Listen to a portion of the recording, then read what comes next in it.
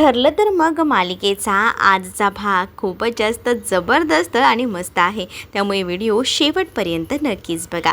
सगळ्यात आधी आपण पाहतो की अर्जुनला आता बेस्ट फादर बनायचं असतं आणि यासाठी तो लॅपटॉप घेऊन बसलेला असतो आणि सर्च करतो की मला बेस्ट फादर बनायचं आहे, त्यासाठी मला काय काय करावं लागेल.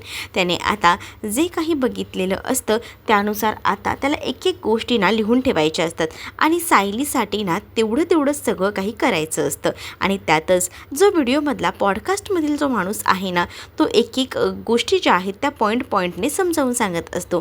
आणि जेव्हा या सगळ्या काही गोष्टी पॉईंटने समजावून सांगितल्या जातात ना, तेव्हा मात्र अर्जुन एक पॉईंट्स जे आहेत ना ते व्यवस्थितपणे लिहून घेत असतो. कारण त्याला असं वाटत असतं की सगळं काही व्यवस्थित नोट डाऊन करून घेतलं तर ते आपल्यासाठी चांगलं असेल. दुसरीकडे आता पाहायला मिळत असतं की तेच आता इकडे सायली जी आहे ती अस्मिताकडे गेलेली असते तिच्याशी बोलायला. तिला विचारत असते की काय झालं, ठीक तर आहेस ना, काही प्रॉब्लेम येतोय का, सचिन भाऊजींमुळे तुला त्रास होतोय का, असंही आता ती विचारत असते. तू त्या माणसाचं नाव का काढतेस, मला त्या माणसाला बोललं तरी ना कंटाळा येतोय, राग येतोय, म्हणजे बघ त्याचा आणि माझा काही संबंध नाही आहे, मग कशाला ना उगाच त्याला म्हणायचं की तो कोणी माझा लागतो म्हणून.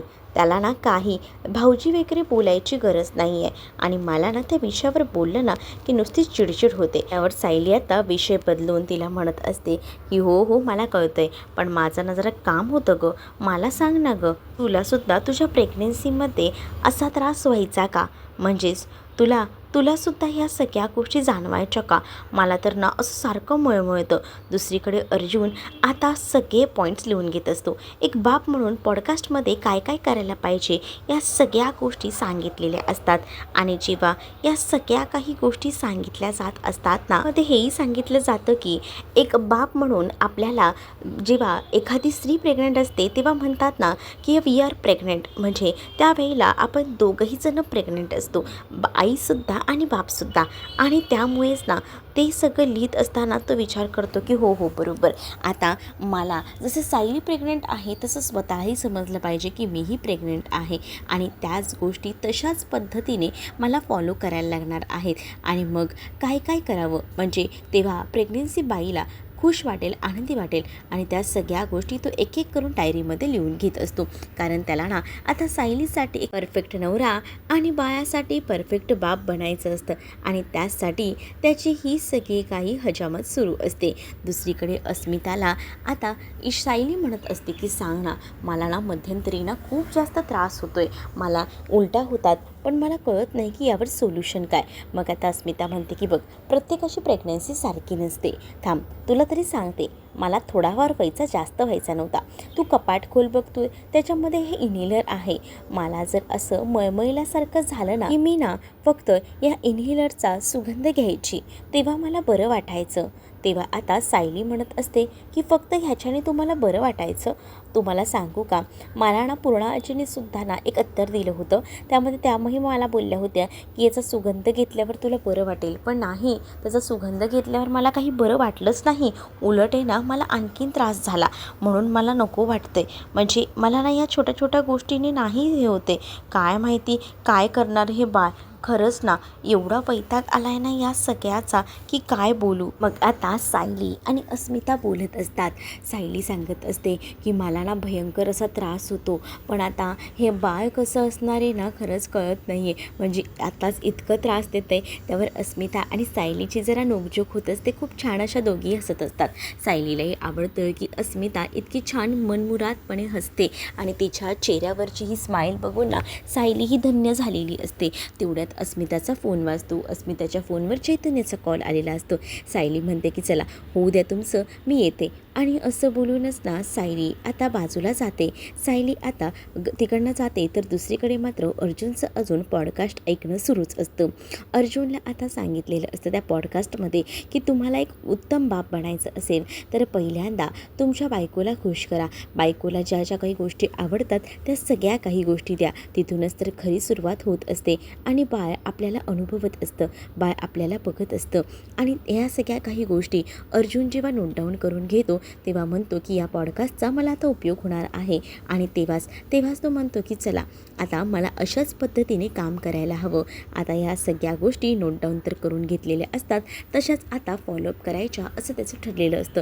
दुसरीकडे चैतन्य आणि अस्मिता हे दोघंही जण एका कॅफेमध्ये भेटलेले असतात आणि जेव्हा त्या कॅफेमध्ये भेटून गप्पा मारत असतात ना तेव्हा अस्मिताला खूप बरं वाटत असतं चैतन्यसोबत बोलून. चैतन्यही अगदीच तिच्याशी मनमोकळेपणाने बोलत असतो. त्यालाही माहिती असतं की अस्मिताईचा मूड जो आहे तो ठीक करायचा असेल तर तिला बाहेर घेऊन जायला लागेल. अस्मिताई आता एकदमच ना खुलून हसत असते आणि या सगळ्या गोष्टी बघून ना चैतन्याला रिलॅक्स वाटत असतं. पण या दोघांवर लक्ष ठेवायला सचिनही असतो. सचिनने आता चक्क या दोघांचा एकत्र मोबाईलमध्ये फोटो काढलेला असतो. त्याला असं वाटत असतं की चला पुरावा तर मिळाला, म्हणजे मी आता हा पुरावा दाखवू शकतो ना कोर्टामध्ये. कारण त्याला असं दाखवायचं असतं की हिचंच अफेअर आहे आणि ही मला सोडते. मग तेव्हाच तो आता तिथे असलेला कॅमेरासुद्धा निरीक्षणात घेतो.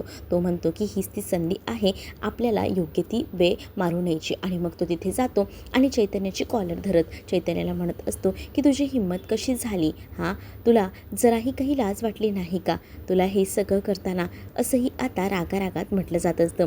तिथे जी अस्मिता असते ती सचिनला म्हणत असते की सचिन हे सगळं काय करतोय, लोक बघतायत, सोड त्याला. पण आता चैतन्यसुद्धा सांगत असतो की बरोबर आहे ना, काय चाललं हे, मला आताच्या आता सोड, नाहीतर याचे परिणाम वाईट होतील. पण सचिन कुठे ऐकतोय. सचिनने आता जोरातच चैतन्याला ढकललेलं असतं. बिचारा चैतन्य तिथे असलेल्या खाली तिथे जाऊन पडतो आणि जेव्हा तो तिथे खाली पडला जातो ना तेव्हा त्याच्या डोक्याला वगैरे लागतं. तेव्हाच आता चैतन्य पुन्हा उठून उभा राहतो आणि त्याला म्हणत असतो की तुझी हिंमत कशी झाली मला हात लावायची, मला मारायची. मग आता चैतन्याला सचिन लाथाबुक्क्याने मारायला सुरुवात करतो. बिचाऱ्या चैतन्याला खूप जास्त त्रास होत असतो, तरीसुद्धा तोंडाने एकही शब्द तो बाहेर काढत नाही. अस्मितासाठी सगळं सहन करत असतो. इकडे आता अर्जुनने पूर्ण सायलीच्या आवडीचं जे जे काही लागतं सायलीला ते सगळं काही ऑर्डर करून ठेवलेलं असतं आणि टेबलवर व्यवस्थित पूर्णपणे मांडून ठेवलेलं असतं. तेच आता कल्पना आणि प्रताप तिथे येतात आणि आता विचारतात की काय रे, तू तर आता वकिली सोडून दिलीस का आणि तू आता शेफ वगैरे झाला आहेस का. त्यावर तो म्हणतो की हो, आजच्यानंतर तुम्हाला माझे वेगवेगळी रूपं पाहायला मिळतील. ते काय आहे ना, मला सायलीसाठी सरप्राईज ठेवायचं होतं आणि हे सायलीसाठीच मी केले. आजच नाही, मी रोजच करणार आहे. कारण सायलीला खुश ठेवायचं असेल, बाळाला आनंदी ठेवायचं असेल तर असं काहीसं करावं लागणार आहे. आता एवढं तर सगळं झालं आहे, पण आता सायलीला सरप्राईजही मला द्यायचं आहे. मी पटकनच ना सायलीला घेऊन येतो. म्हणजे कसं, सायलीला एवढे सगळे पदार्थ बघून ना खुश वाटेल आणि हे पदार्थ तिच्या सगळ्या आवडीचे आहेत आणि खास तिच्यासाठीच मी हे सगळं मांडून ठेवलेलं आहे. मग आता इकडे कल्पना अर्जुनला बोलत असते की अरे अरे सावकाश, पण कुठे अर्जुन ऐकतोय. अर्जुन घाईघाईतच गेलेला असतो. मग आता कल्पनाला प्रताप म्हणत असतात की हे असं होणारच, कारण आता तो पहिल्यांदा बाप होतोय ना, त्याला तो आनंद आहे. आणि काय, आपण जे आहे ते बघत राहायचं, काय काय करतोय अर्जुन ते. इकडे आता सायलीला अर्जुन बाहेर घेऊन आलेला असतो. त्या पॅसेजमध्ये असतात दोघंहीजण. अर्जुन सायलीला सांगत असतो की चल बायको, आज तुझ्यासाठी सरप्राईज आहे. सायली म्हणत असते की काय हो तुम्ही, काय चाललं आहे तुमचं. मग आता अर्जुन म्हणतो की चल ना पटकन. सायली म्हणते की पटकन, एवढं फास्ट का. मग आता अर्जुन म्हणतो अरे चा कळलंच नाही, तू प्रेग्नंट आहेस ना, थांब मी तुला उचलून घेऊन जातो. सायली म्हणते की तुम्हाला म्हटलं आहे ना, या अशा काळामध्ये कसं उचलून घ्यायचं नसतं, काही गोष्टी करायच्या नसतात. मग आता तो म्हणतो की ठीक आहे चल, मग तुला जसं चालायचं आहे तसं हळूहळू चल, पण चल. मग आता अर्जुन सायलीला डायनिंग टेबलजवळ घेऊन जातो. जेव्हा आता सायली डायनिंग टेबलजवळ पोहोचते तेव्हा ती बघते एवढे सगळे पदार्थ बघून सायली म्हणत असते की हे सगळं काय आहे. अर्जुन म्हणतो की बायको, हे सगळं तुझ्यासाठी आहे, तुझ्या आवडत्या रेस्टॉरंटमधला तुझ्या आवडीचे सगळे पदार्थ. बघ तुला आवडत आहेत ना, आणि मला तुझ्यासाठी एवढं तर करायचंच होतं, म्हणूनच मी एवढं सगळं काही केलं. बघ आवडले ना. त्यामध्ये असतात बिस्किट्स, त्याचसोबत केक्स, पेस्ट्री आणि त्याचसोबत इडली. तिला जे जे काही गोष्टी आवडतात ना त्या सगळ्या गोष्टींची अरेंजमेंट करून ठेवलेली असते. अर्जुन म्हणत असतो की चल बस बायको, कुठून सुरुवात करणार आहेस तेवढं फक्त सांग. पण आता जेव्हा तो म्हणतो ना तेव्हा मात्र सायली त्या खुर्चीवर तर बसते, पण सायली लगेच उठून पळून जाते. तिथे असणारे सगळेच पदार्थ तिला आता त्रास देत असतात. तिला आता मळमळतं, उलटीसारखं व्हायला लागतं. लगेच ती उठते आणि तिकडनं निघून जाते.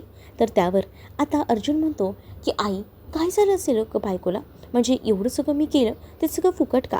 तर आता इकडे कल्पना अर्जुनला समजावत असते, प्रत्येकाच्या गोष्टी जरा वेगळ्या असतात अर्जुन, थोडं समजून घे. काय आहे ना की सगळे काही अचानक वस्तू तिच्या समोर आणून ठेवल्यास, त्यामुळे तिला त्या सगळ्या सुगंधाने त्रास झाला असेल. जरा थांब, तिला येऊ दे.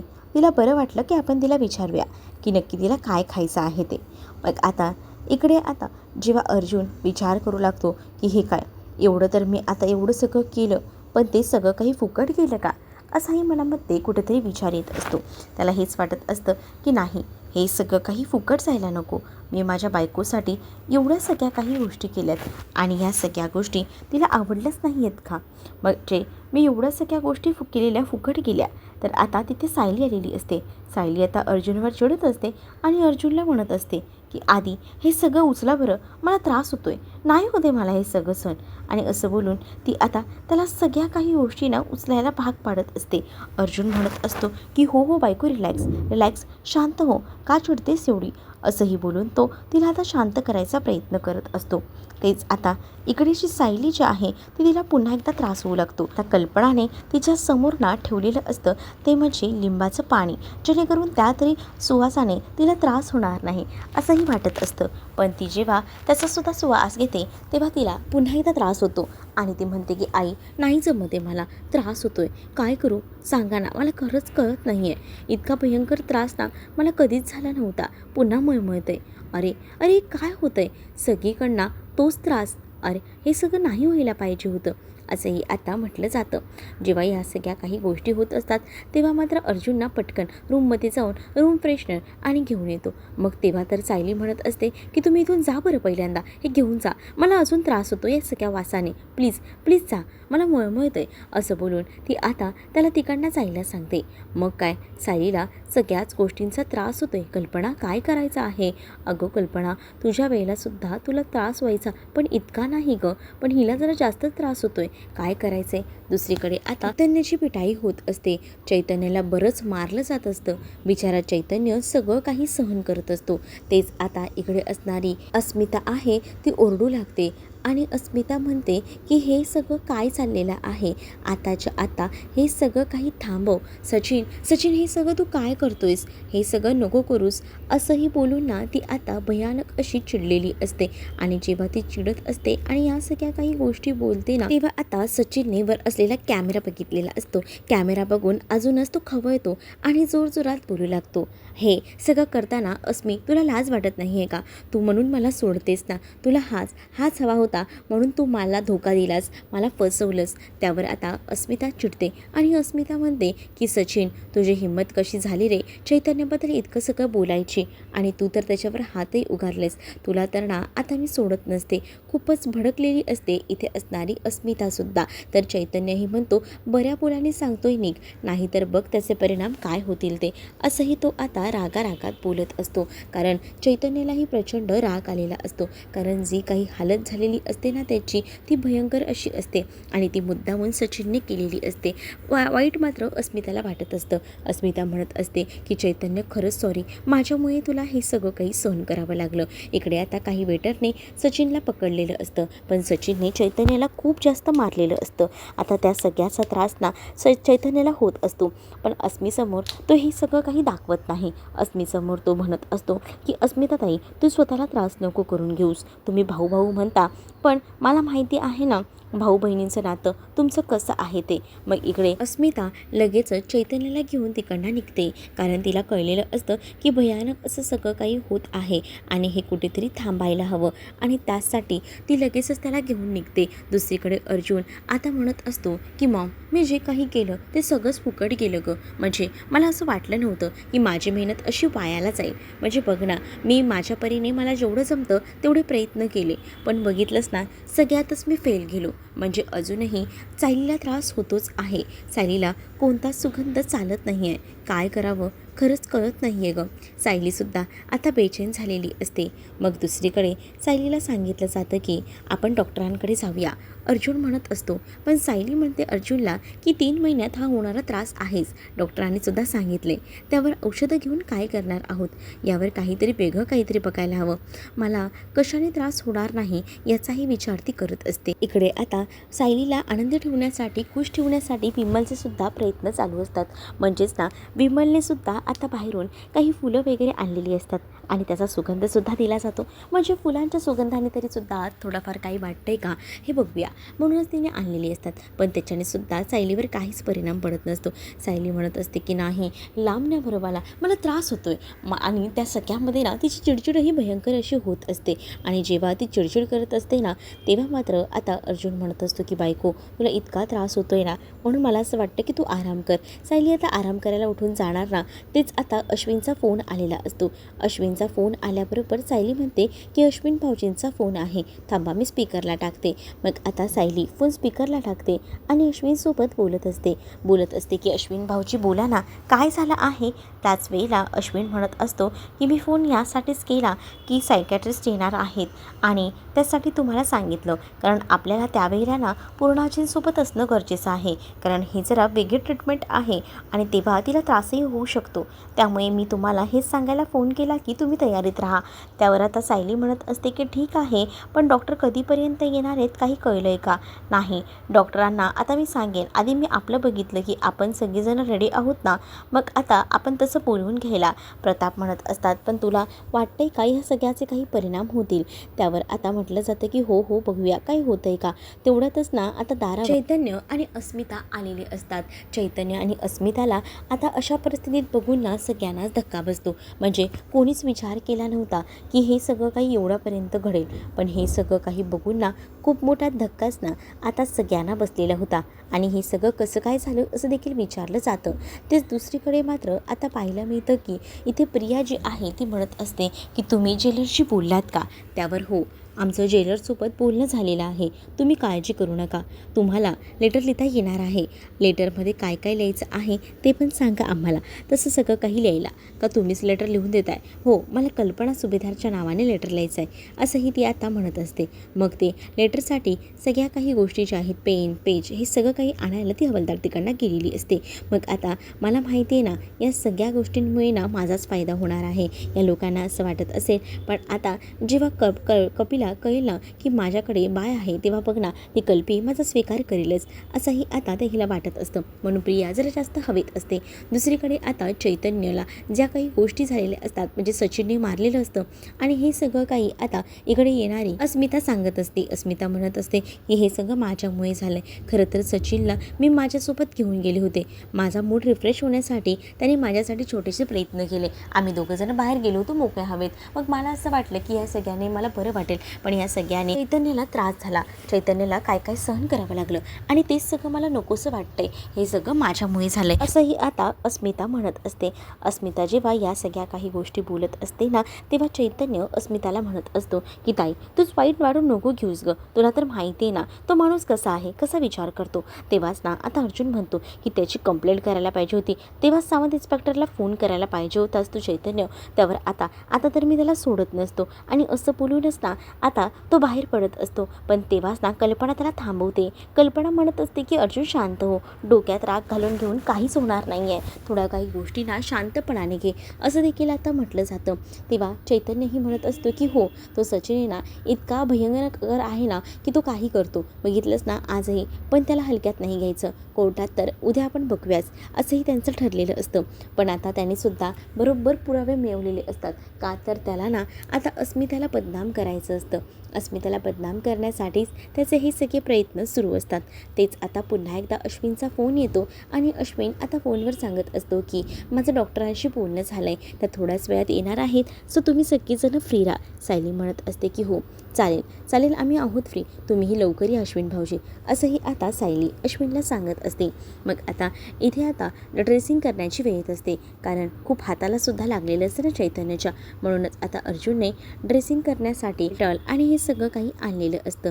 तेच आता दुसरीकडे पाहायला मिळतं की साक्षी जी आहे ती डॉक्टरांकडे गेलेली असते आणि साक्षी डॉक्टरांकडे जाऊन आता म्हणत असते की मला लवकरात लवकर माझी पूर्णपणे प्लॅस्टिक सर्जरी करायची आहे. डॉक्टर म्हणतात की तुम्ही खरंच या सगळ्यासाठी तयार आहात ना, पूर्णपणे तयार आहात ना. म्हणजे या सगळ्या सर्जरीमध्ये थोडाफार त्रासही होत असतो. म्हणजे बघा थोडासा म्हणजे कसं जर पर्टिक्युलर सर्जरी कशाची करायची, नाकाची करायची, तोंडाची करायची, ओठांची करायची, प्रत्येकाची सर्जरी असते ती वेगवेगळी असते आणि तुम्हाला कोणती सर्जरी करायची ती सांगा.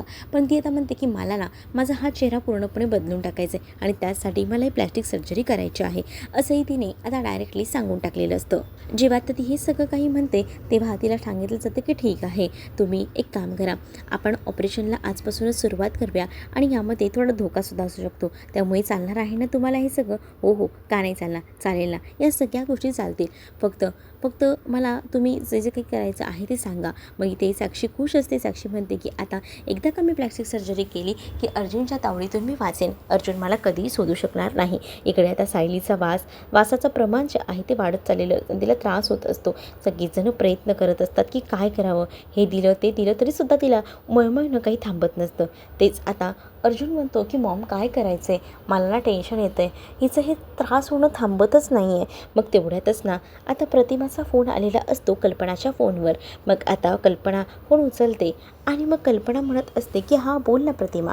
प्रतिमा सांगत असते की अगं खरं तर सायलीची गुड न्यूज कळली, सायलीला भेटायला यायचं होतं, पण तू मागे बोलत होतीस ना तिला त्रास होतो आहे सारखा सारखा, आता तिचा त्रास थांबला आहे का गं, असंही आता प्रतिमा बोलत असते. त्यावर आता कल्पना म्हणत असते की नाही ना गं, आज तर इतका तिला त्रास होतो आहे ना, सगळ्या वासाने त्रास होतो आहे, अक्षरशः ना ती मळमळ करून उलटी करते. अगं इतकंच ना, थांब. मग आता इथे मात्र प्रतिमा हसत असते. त्यावर आता लगेच अर्जुन म्हणत असतो की प्रतिमा आत्या सांग ना गं, काय करू, पूर्ण त्रास होतो आहे गं तिला. असंही आता अर्जुन सायलीबद्दल बोलत असतो. तेच प्रतिमा आत्यांना हसू येतं. प्रतिमा आत्या जशा हसू लागतात ना तसं आता अर्जुन म्हणतो की काय गं प्रतिमा आत्या, तू अशी हसतेस का, तू असं का वागतेस, सांग ना काय झालं आहे. प्रतिमा आत्या सांगतात की हे सगळं काही प्रेग्नेन्सीमध्ये होत असतं, स्वतःला त्रास करून घेऊ नकोस, थांब मी तुला सांगते, मलासुद्धा असाच त्रास व्हायचा. काय गं कल्पना विसरलीस का, प्रेग्नन्सीच्या वेळेला मी सुद्धा तुमच्याकडे आली होती ना, तेव्हा बघितलंच ना मला किती त्रास व्हायचा. अरे तुला सांगते अर्जुन, मलाही सेम सायलीसारखाच त्रास व्हायचा तन्वीच्या डिलिव्हरीच्या वेळेला. मग तेव्हा ना मलाही निशिगंधाची फुलं आणून द्यायची, मग त्या सुवासाने मला बरं वाटायचं. तुला सांगू, जेव्हापासनं मला निशिगंधाच्या फुलांनी बरं वाटायचं ना तेव्हापासनं सतत घरात निशिगंधाचीच फुलं असायची, नुसता निशिगंधाचा वास दरवळत राहायचा. मग आता कल्पनालाही आठवतं. कल्पना म्हणते की हो अगं, अच्छा खरंच की, तेव्हा तुला निशिगंधाच्या सुवासाने चांगलं वाटायचं. मग आपण सायलीवर सुद्धा हे प्रयोग करून बघूया. मग आता ही फुलं कुठे भेटतील. अरे इथे माझ्याकडे बरीच झाडं लावलेली आहेत, मी तुला ती फुलं देते, असंही आता म्हटलं जातं. मग काय अर्जुन तर सायलीसाठी एका पायावर तयार असतो, कारण त्याला लवकरात लवकर ती निशिगंधाची फुलं आणायची असतात. मग दुसरीकडे प्रतापही म्हणतात की बरोबर, सायली आणि त्याचसोबत प्रतिमाच्या काही गोष्टींना अगदी सारख्या आहेत बघ, म्हणजे याआधीसुद्धा आपण बऱ्याच अनुभव घेतलेत, त्यामुळे नक्कीच मला असं वाटतं की निशिगंधाच्या फुलाने सायलीच्या या मळमळण्यावर आपल्याला इलाज भेटेल. मग आता सगळीजणं म्हणतात की हो बघूया आता यावर आपल्याला काही सोल्युशन सापडतं येते. आता अर्जुन तर गेला आहे फुलं आणण्यासाठी. रे प्रताप म्हणत असतात की खरंच ना, या बायाने जन्माला यायच्या आधीच एवढं दमवून ठेवले बापाला, मग पुढे काय होणार आहे बाबा काय माहिती, अर्जुनचं बाळ नेमकं काय करणार आहे. असं बोलल्यानंतर इकडे सायलीलासुद्धा हसू येतं. तर दुसरीकडे आता इकडे असणारी अस्मितासुद्धा हसत असते. तर पुढील भागामध्ये पाहायला मी तर पूर्णा आजीला फोटो वगैरे दाखवला जातो. मग पूर्णा आजी आता चिडत असते, तिला आता त्या प्रियाचा फोटोही बघायचा नसतो, तिला उभंही बघायचं नसतं समोर. तेच आता सायलीला निशिगंधाची फुलं आणून देतात. मग निशिगंधाच्या सुवासाने तिला बरं वाटतं आणि ती म्हणत असते की आता कुठे जाऊन मला बरं वाटतंय. मग सगळीजणं विचार करत असतात की सायलीला प्रत्येक वेळेलाच सगळ्याचं सोल्युशन प्रतिमासारख्याच गोष्टींमुळे का मिळतं, आपण बऱ्याचदा बघितले. मग आता सायलीसुद्धा या सगळ्याचा विचार करत असते. तर तुम्हाला हा भाग कसा वाटला हे कमेंटमध्ये मला नक्कीच सांगा आणि अशाच नवनवीन भागांसाठी आपल्या चॅनललासुद्धा सबस्क्राईब करायला विसरू नका. चला तर मग भेटूया पुढच्या भागामध्ये, तोपर्यंत टाटा बाय. व्हिडिओ आवडला असेल तर लाईक करायला विसरू नका.